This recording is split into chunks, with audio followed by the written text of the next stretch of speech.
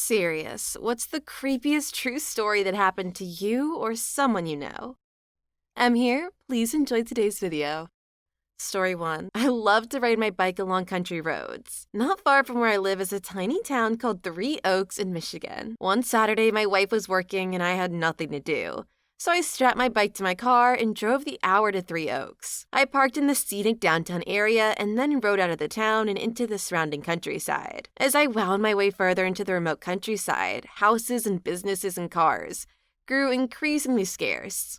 Eventually, there's only an occasional house, or every half mile or mile, and cornfields and small woods, flanking the dirt and gravel roads that I'd pedaled down. It's on one of those back roads that a minivan drove past me. Within moments of passing, it turned around, pulling up alongside me. I looked over and the passenger, a woman in her mid to late 20s, was looking at me with her window down. The driver, a man of seemingly the same age, leaned over the passenger and said to me in a slight southern drawl, and with a big smile on his face, "Hey, do you know David Christ?" I thought for a brief second, but I didn't know any David Christ, so I said no. The driver said, "You don't know of him at all?" I said that I didn't and apologized and then pedaled on. The van sat for a moment longer and then pulled a U-turn and drove off in the direction it was originally heading. I thought nothing of the encounter. Maybe the driver was a friend of David Christ and he thought we had met through David or something. I don't know. At the time, I didn't think I had any reason to worry.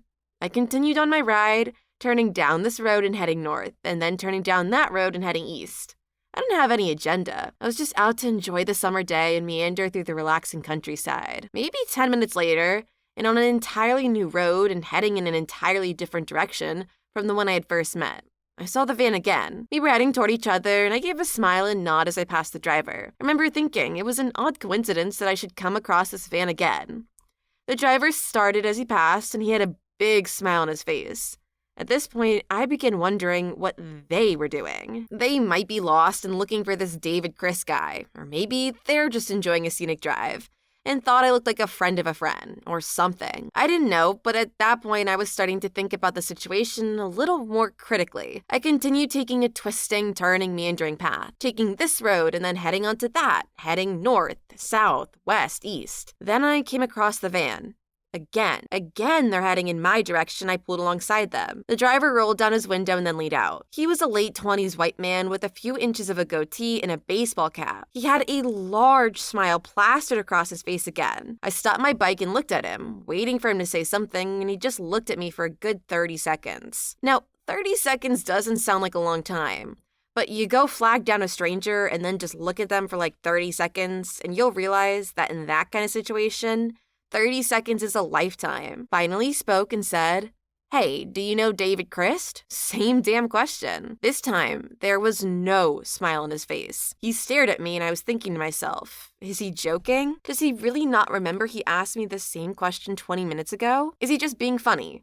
Is he high as hell? After a moment, I told him that I still don't know anyone by the name of David Christ, and I pedaled off down the road. It's at that time that I realized exactly how remote of an area I was in. I peered down the road I was on, and I didn't see a house on its entire length. I was flanked by a cornfield on one side and a forest on the other. I looked over my shoulder and saw the van slowly driving down the road away from me. It couldn't be a coincidence that I came across this van 3 times now. Not with me taking random roads heading different directions. It made no sense why anyone driving would take that same maze of roads. The only thing they could have been doing was just driving around, maybe a pleasure drive.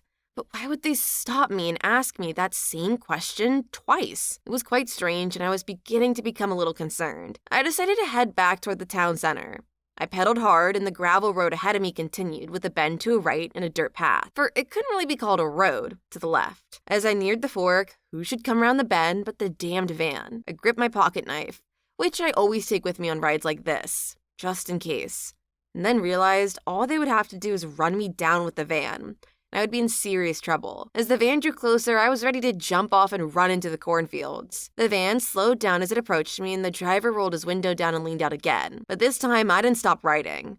I increased my speed, even though I knew I could never outrun the van if they gave chase. I looked over my shoulder and saw the van sitting in the middle of the road. I took the right fork and continued on the gravel road until I could no longer see the van behind the corn rows, and then I stopped. I got off my bike and crept along the cornfield until I was at its edge, and I peeked down the road I had just been on. The van was in the distance driving away from me. I ran back to my bike, and then as soon as the van was entirely out of sight, I turned around and took the left fork along the dirt path. I rode as fast as I could, knowing that if the people in the van had nefarious things in mind, and if they caught me on this dirt path, flanked by cornfields and far from an area that anyone would come across us, that would be the time they attacked. My ruse worked, or perhaps the van was never after me at all. And I made it the rest of the way to the town center without seeing them again. When I got home later that day, I was still replaying the events in my head, and the name David Crist kept creeping through my mind. Was David Crist someone famous, I wondered, like a musician? Should I have known David Crist? I decided to Google the name. I tried a couple of different spellings for Crist, but it was the Crist with a C spelling that revealed a terrifying result. I came across a newspaper article from Knoxville, Tennessee. The article explained how a man named David Crist had turned himself in after stabbing another man at a gas station in 2013. The article included a photo of this criminal, David Crist, and I believe it was the same man that was driving the van. Had a baseball cap and a few inches of a goatee. And the man in the van was a dead ringer for David Crist in the article. I did an inmate search of the Knox County Prison, and there was no David Crist in the inmate population. Somehow, David Crist had gotten out of prison, or maybe he was never convicted, as I couldn't find any articles about sentencing in less than 2 years after stabbing a guy. And for some reason, he had made his way to Michigan. Why was he driving along these back roads? Who was the woman in the passenger seat? And why the hell did he keep asking if I knew of him? Do I know David Crist? Yes, I do now. I was a little confused because I looked up David Crist and a historian for the US federal government came up, so that definitely threw me off for a bit. But after finding who this guy was talking about, it was pretty weird to think that this dude did just show up one day driving around, asking if people knew who he was. Like, maybe if OP said yes, the dude would have gotten out and killed him. But I also think the dude was searching around for OP even after they said they didn't know the guy. Whatever the case, OP is just lucky they got away. Story 2. Posted this before, also my top comment of all time. Rented a cabin for a week with my significant other. The first night there, we had spent the day visiting her family, the actual reason for our trip. Had dinner, she got pretty wasted. Get back to the cabin, carry my significant other inside, to find all our bags opened and dumped onto the floor. This sent me into panic mode. I had been drinking and I routinely carry, so I pull up my gun and sweep the house. I check every room, closets, even under the bed. Nothing. My significant other is still fast asleep, so I check her stuff over, and there's nothing missing. It had just been dumped onto the floor. So I looked around some more. All the windows were locked, and the back door was even deadbolted. It just really bothered me that there was no sign of break-in. I know I locked the place before I left, so either someone else had a key to my cabin, or whoever it was is still inside the cabin. Either way, I didn't think I'd do much sleeping. It was too late to make other arrangements, and considering that most likely there wasn't anything to worry about really, we had been gone all day from 9 a.m. to midnight. So odds are whoever it was did it was probably way earlier. But still, I couldn't shake it. I went and covered up my significant other, used the bathroom, set up a rocking chair facing the front door, my hand on my gun on my lap. I started to watch. I felt pretty silly sitting there, but I couldn't not sit there either. And sometime around 3 to 4 a.m., I fell asleep. I woke up the next morning around 7 a.m., sun shining through. I actually half scared myself because I hadn't meant to fall asleep, which then scared me again because I wasn't holding my gun. I start looking around, and on the couch is my gun. I'm like, what? Then I look. The front door is wide open. I'm like, no freaking way. I jumped up and start running to check on my significant other. Thank God she was still there untouched. I go back out into the living room and pick up my gun. All my bullets are missing. I go outside and look around the car, and everything is still there. No signs of anybody. I walk back inside, look in the far corner of the living room, and I see the corner of the main living room rug was lifted up. I investigate. It's covering the opening to the crawl space. That means this guy was in my cabin the entire time. I must have pulled it up and caught the guy in the act. He thought fast and hid in the crawl space. Then sometime during the night, crawled out, disarmed me, and walked right out the front door. Too long, didn't read. Rented a cabin, came back for the night and found our stuff dumped on the floor. Put my significant other to bed and stayed in the living room with my gun in case they came back. Fell asleep. Woke up the next morning to my gun on the couch, a hidden crawl space door open, and the front door open. The person was hiding in the crawl space the entire time. And worse, came out while I was sleeping and disarmed me.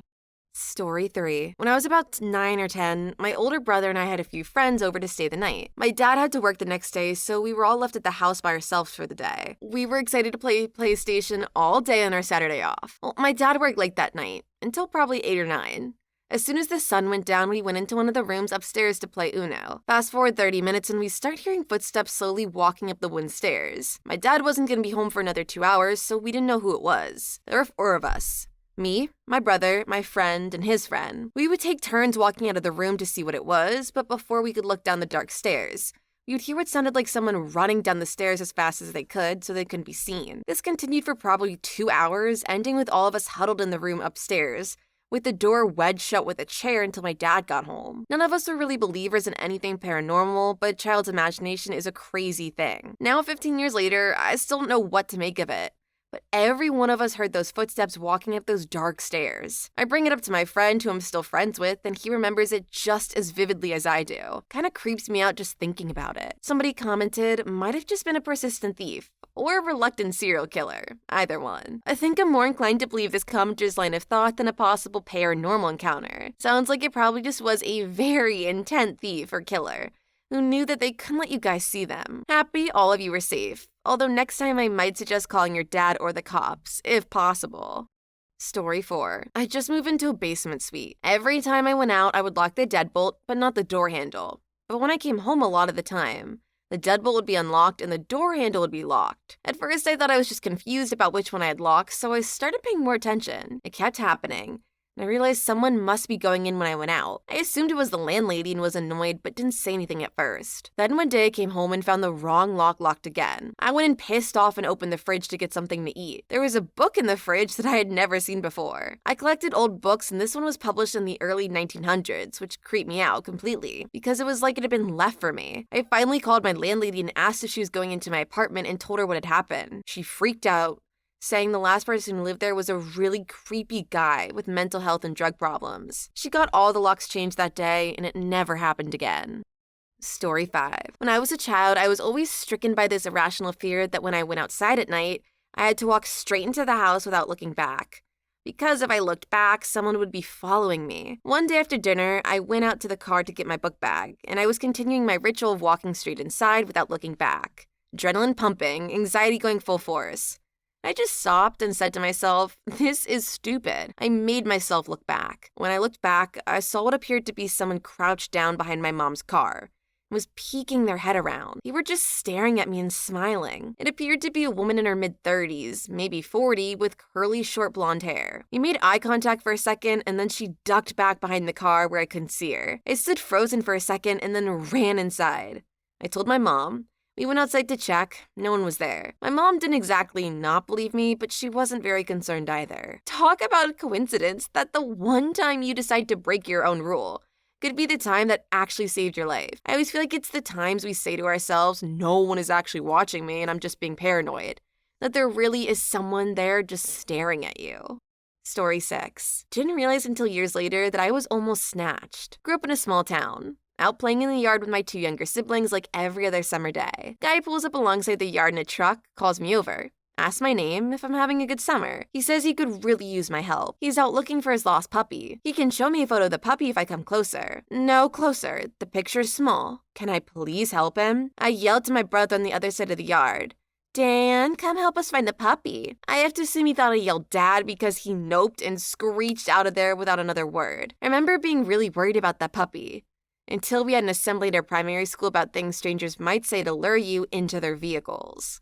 Story 7. My mom and her friend were out about late at night, heading to a party. Their car broke down, and being a rural town with a small population, they had to walk about a mile to the nearest house for help. They got to the front door, and of all people to answer the door, it was one of their high school teachers. He was horrified to see them out late at night alone. He let them use his phone but scolded them, saying it was not safe. The location, time, and circumstances. He let them know they were absolute fools and heeded a somewhat vague warning. My mom called my grandfather to come bring gas and or possibly tow their vehicle. When the girls got back to their car, there was a severed cow head on the hood, blood everywhere. This was near Hermanston, Oregon, apparently well known for devil worshippers. Honestly, that explains why the teacher was so scared to see them out late at night. I got worried that it was going to be revealed that the teacher got caught doing something bad. But nope, he was just a good teacher who wanted to make sure his students were safe.